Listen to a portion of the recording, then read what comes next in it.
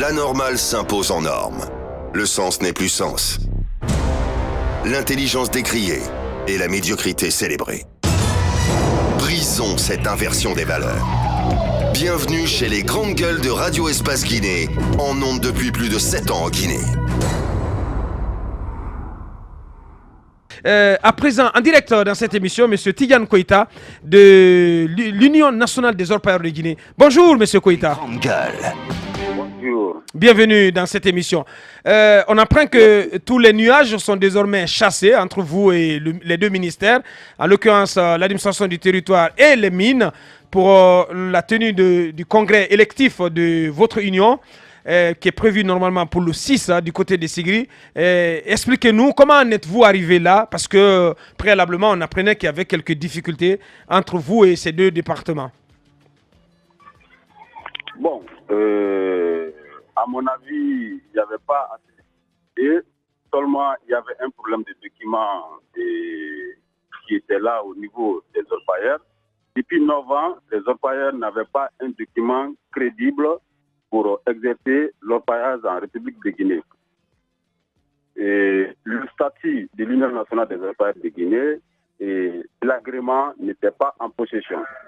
Donc, ce qui s'est passé, jusqu'à nos jours, on a pu obtenir ces documents dans la main des ministères. Donc, à mon avis, il y a la compréhension entre nous. Et puis, ça a été suivi à l'Assemblée générale à Cancan par les orpailleurs. Et finalement, ils ont décidé d'aller au congrès le 6 juillet 2019 à Ségri, qui est le samedi en 8. Et le jour d'aujourd'hui, j'ai reçu aussi la lettre de convocation du congrès par la commission transitoire de l'Union nationale des orpailleurs de Guinée. Bien, Monsieur Tidiane Koïta, donc des représentants et même candidats à ce congrès, il ne reste plus qu'à vous dire merci, Monsieur Koïta, merci d'avoir intervenu dans cette émission. L'anormal s'impose en norme. Le sens n'est plus sens. L'intelligence décriée et la médiocrité célébrée. Brisons cette inversion des valeurs. Bienvenue chez les grandes gueules de Radio Espace Guinée, en ondes depuis plus de 7 ans en Guinée. Dernière ligne droite, plus que 5 minutes à passer ensemble. Mohamed, en 1 minute, on parle de cette affaire, de cette convocation de Fodé Baldé, qui est responsable de la communication digitale chez l'UFR. Oui, et c'est un premier jet. Je vous parlais ici à un moment donné d'une planification, mais méticuleuse, qui, dans un premier temps, envisageait d'abord des intimidations, d'abord des tentatives de débauchage par le biais de la corruption des postes. Ceux qui y résistaient, c'était les intimidations. Je vous ai même dit ici à un moment donné, ne soyez pas surpris si on commence à enquêter dans vos vies privées pour vous mettre de la pression. Et puis, les poursuites judiciaires, et on y est en plein. Vous avez suivi cette liste, la sortie de cette liste du côté de la mouvance de personnes à traquer.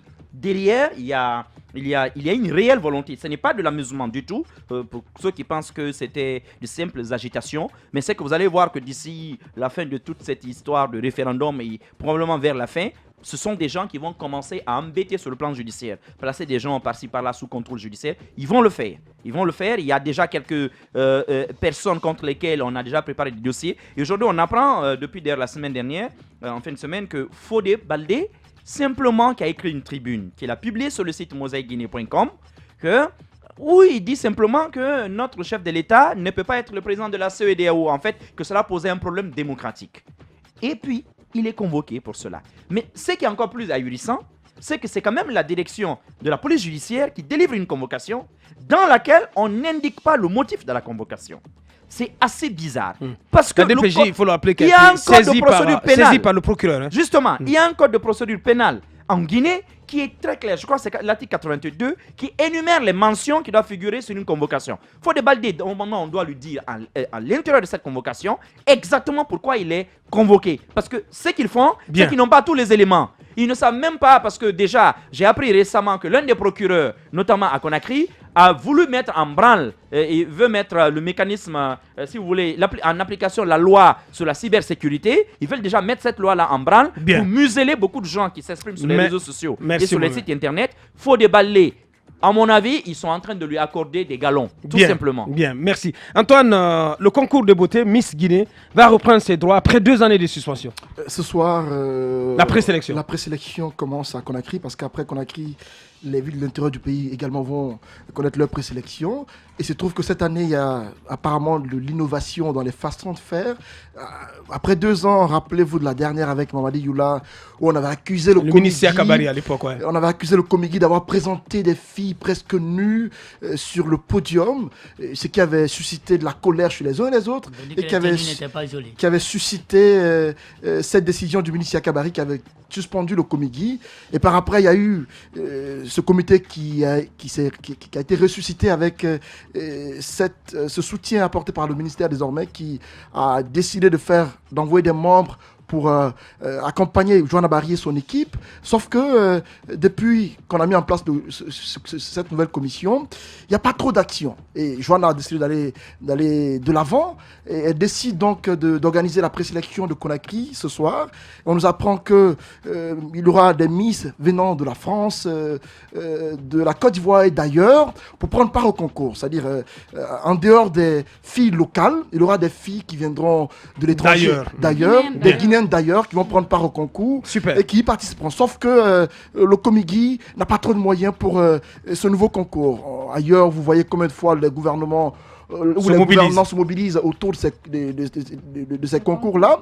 En Côte d'Ivoire, récemment, la plupart des filles guinéennes assistaient au concours Miss Guinée, où presque tout le monde était émerveillé par la beauté de celle qui a remporté le concours. Effectivement. Et par l'investissement qui a été mis dans ce concours. Sauf que chez nous, il y a une indifférence du gouvernement. Bien. Il y a une sorte de non-accompagnement du gouvernement qui fait qu'on s'interroge un peu sur... Donc le concours de beauté Miss Guinée qui revient au devant de la scène avec le début de la présélection ce soir ici à Conakry. On explique une minute. Le CELI, c'est déjà le dimanche, la finale de la poule, comme on dit, ou le dimanche. Oui, le CELI. Est-ce qu'il y a de l'espoir? Moi, je l'avais dit la dernière fois. Après la victoire de Madagascar. Nous devons continuer à prier pour le CELI. Bien, monsieur le religieux. Oui, parce que bien entendu, les calculs que nous avions faits, dire à Paul Put de faire ceci, de faire cela, je pense que ça ne marche pas. Il faut désormais prier. Mais après, je me dis aussi, est-ce que c'est bon pour nous que le CELI là puisse y rester longtemps avec les dépenses qu'on entend là? 62 milliards de francs guinéens. 62 milliards. On n'est même pas encore allé loin. Pour l'instant. Je me pose vraiment des questions. Bien, et les gens continuent d'y aller comme il le dit. Je crois beaucoup. Grand-Père, il est allé hier. Je crois que vraiment. Bien. Quand même. Peut-être il faut arrêter la saignée. Il faut arrêter la saignée. Et toutes nos prières accompagnent le CELI. On veut aller au 8e de finale quand même. Merci. Allez-y, en 30 secondes chacun. Les prières ne suffisent pas. Il faut avoir du jus dans les jambes. Il faut agir sur le terrain. Je pense que ce qui pourrait marcher, le petit poussin à 4 points, Madagascar. Effectivement. Vous voyez. Donc moi, j'espère, comme on l'a dit ici dans les émissions précédentes, que ces jeunes, ils vont avoir la rage de vaincre, d'aller de l'avant. Parce que c'est seul cela qui pourrait nous aider. Les prières des uns et des autres, là, ça ne va pas suffire. Le match se fait sur le terrain. Il faudrait que les jeunes sortent cette fibre patriotique-là, qui puisse nous permettre vraiment de pouvoir continuer, qu'on ne s'arrête pas là. Merci. Allez-y, Bassiko. En 30 secondes. En 30 secondes... je ne voudrais pas trop parler du CELI parce que ces 2 premières prestations sont restées très très décevantes.